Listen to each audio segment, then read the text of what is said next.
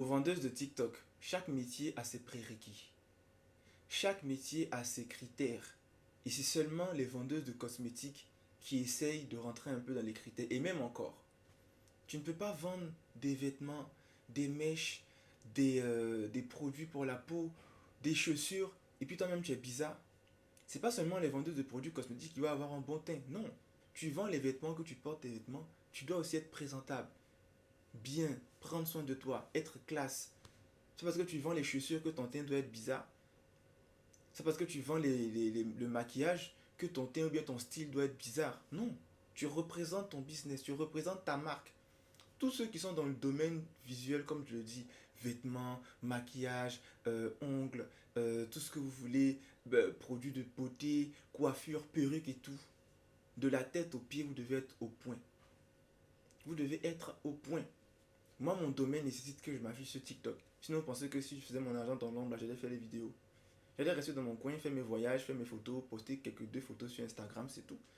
Mais c'est parce que mon domaine le demande. Il faut poster du contenu. Il faut montrer ce que tu fais pour attirer des clients. Donc je le fais et bien. Donc c'est la même chose pour vous. Si vous êtes dans le domaine de tout ce qu'on voit, tout ce qui a trait à la beauté, au style et tout ça, il faut que vous ressemblez à votre domaine. Prenez soin de vous. Soyez propre de la tête aux pieds. Soyez clean. Même si tu vends des chaussures, ton teint doit être bien. Tes cheveux doivent être bien. Tes vêtements, quand tu te présentes au public, ça doit être propre. La qualité des vidéos doit être bien. Parce que dans le domaine de la beauté ou de tout ce qu'on regarde là, c'est le visuel. Quand on regarde les réseaux sociaux, c'est le visuel. On va voir comment ça apparaît.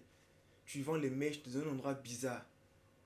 On n'a pas dit que faut avoir une... Si tu n'as pas les moyens d'avoir une maison luxueuse, il y a plein d'endroits. Va dans des parcs, faut sortir, va dans des restaurants, tu te mets dans un coin, tu fais tes vidéos.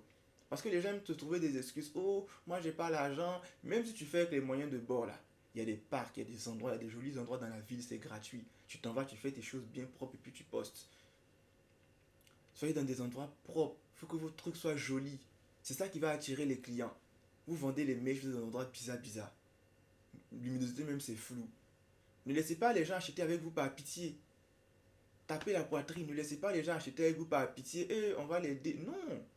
Pourquoi? C'est un business que vous faites, c'est pas la charité. Vous ne mendiez pas.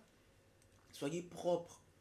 Tu vends les mèches, mets-toi dans un endroit bien où il y a la lumière. Si tu sais que chez toi n'est pas joli, tu peux aller dehors, tu prends ton sac un dimanche ou un samedi, tu n'as rien à faire, tu t'en vas dans un endroit un peu chic. Tu finis de faire tes vidéos, tu enregistres, tu postes au fur et à mesure. C'est comme ça. Si tu sais que tu vends les habits, que où tu es là, c'est pas trop joli, que tu ne veux pas faire les vidéos là-bas, tu vas dans un coin, tu peux ouvrir même une résidence